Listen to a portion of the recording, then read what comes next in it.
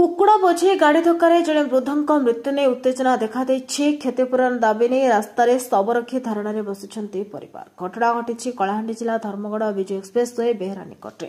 ସୂଚନା ମତେ ଗତକାଲି କୋକସରା ଥାନାଧୀନ ଖୁଣ୍ଟିଆ ଗ୍ରାମର 65 ବର୍ଷୀୟ ବୃଦ୍ଧ ତରୁଣୀ ଦୁର୍ଗା ଏକ ସାଇକେଲ ଯୋଗେ ବେହେରା ସାପ୍ତାହିକ ହାଟରୁ ଘରକୁ ଫେରୁଥିବା ବେଳେ ପଛପଟୁ ଆସୁଥିବା ଏକ କୁକୁଡ଼ା ବୋଝେଇ ଗାଡ଼ି ଧକ୍କା ଦେବା ଫଳରେ ତାଙ୍କ ମୃତ୍ୟୁ ହୋଇଥିଲା। ଦୁର୍ଘଟଣା ଘଟି ଡ୍ରାଇଭର ହେଲ୍ପର ଘଟଣାସ୍ଥଳରୁ ଚମ୍ପଟ ମାରିଥିଲେ, ଯାହାଫଳରେ ଗତକାଲିଠାରୁ ଘଟଣାସ୍ଥଳରେ ଉତ୍ତେଜନା ଦେଖାଦେଇଛି।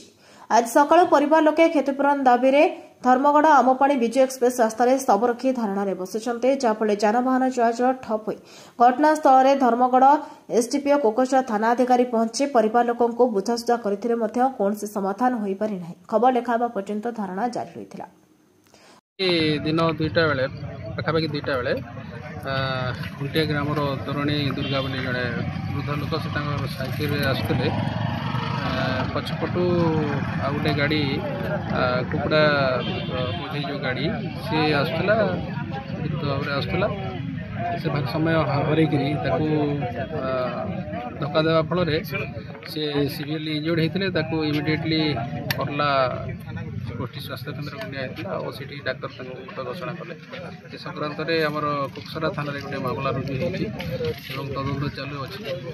बर्तमान दुर्घटनाग्रस्त गाड़ीटी स्पॉट रे अच्छी आम जबत कर डेड बॉडी हॉस्पिटल रखा सी आणिक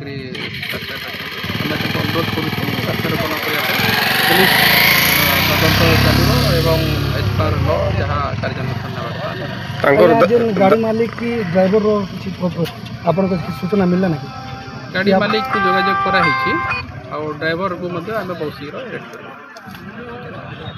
गंजाम जिला Brahmapur south bureau chief Sharatchandra नंद का रिपोर्ट नायवती टीवी।